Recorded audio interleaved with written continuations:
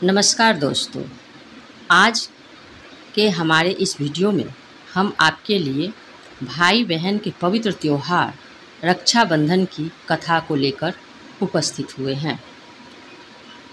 आशा है ये कथा आप लोगों को पसंद आएगी। आप लोग से निवेदन है कि यदि यह कथा पसंद आए तो एक लाइक ज़रूर करें। तो चलिए बिना समय गवाए कथा शुरू करते हैं। एक समय की बात है, किसी नगर में एक साहूकार के 3 बेटे और 3 बहुएं रहा करते थे। साहूकार का सबसे छोटी बहू बहुत ही सुशील और संस्कारी थी। साथ ही वह भगवान कृष्ण की अनन्य भक्त थी। सावन के महीने में साहूकार की दोनों बड़ी बहुएं रक्षाबंधन के त्योहार पर अपने अपने पीहर जाने की तैयारी करने लगी। सुबह जल्दी उठकर घर का सारा काम करने लगी तो छोटी बहू ने पूछा, क्या बात है दीदी, आज इतनी जल्दी जल्दी काम क्यों कर रही हैं? तो उसकी जेठानी ने बोली, कल रक्षाबंधन का त्योहार है, हम दोनों अपने अपने पीहर भाई को राखी बांधने के लिए जा रहे हैं। तेरा तो कोई भाई नहीं है, तू क्या जाने रक्षाबंधन के त्योहार का महत्व, भाई बहन के रिश्तों का महत्व।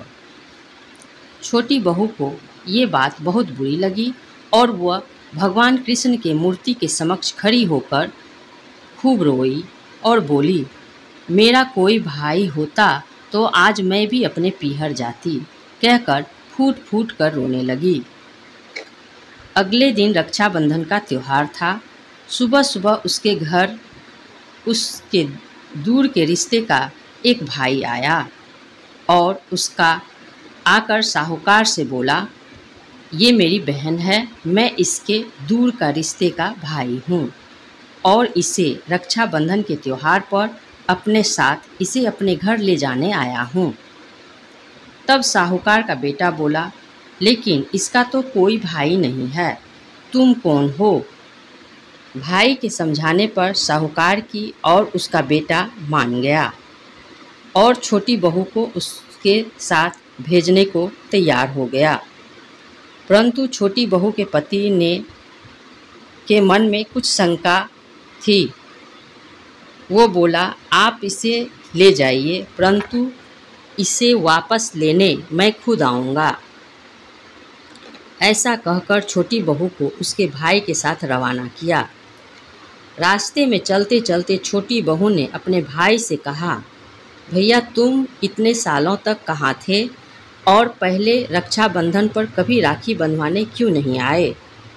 तो उसका भाई बोला, बहन मैं 7 समंदर पार परदेश में काम करने गया था।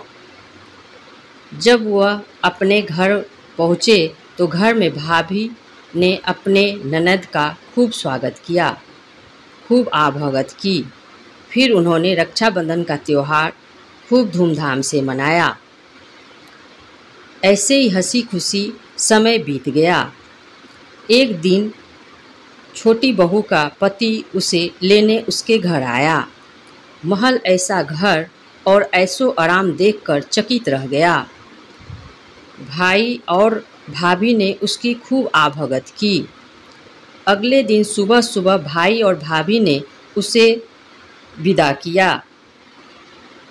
विदा करते हुए उसे खूब सारा सोना चांदी हीरे जवाहरात आदि दिए। थोड़ी दूर जाने पर छोटी बहू का पति बोला, अरे मैं गलती से अपना कुर्ता वहीं भूल गया। तब वह बोली, कोई बात नहीं, आपका कुर्ता तो पुराना था, इतनी दूर फिर जाएंगे तो घर पहुँचते पहुँचते अंधेरा हो जाएगा। लेकिन उसका पति बोला, नहीं, मैं वापस जाकर अपना कुर्ता लेकर आता हूँ। ऐसा कहकर उसके भाई के घर के लिए वापस रवाना हो गया। जैसे ही भाई के घर के पास पहुँचा तो वहाँ देखकर भाई के महल के जगह एक पीपल का पेड़ है और उस पेड़ पर छोटी बहू के पति का कुर्ता उसी पेड़ पर टंगा हुआ है। यह देखकर वह बहुत नाराज हुआ और अपनी पत्नी से बोला, ये कैसा काला जादू है? कौन था वो जो तेरा भाई बनकर तुझे यहाँ लेकर आया था?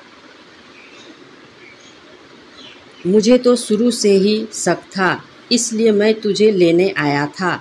बता कौन था वो? ऐसा कहकर वह छोटी बहू को मारने लगा। इतने में तेज प्रकाश के साथ भगवान श्री कृष्ण वहाँ प्रकट हो गए और बोले, मत मारो इसे, ये मेरी बहन है। हर साल रक्षाबंधन के त्योहार पर ये मुझे राखी बांधती आई है और अब मैंने भाई होने का फर्ज निभाया है।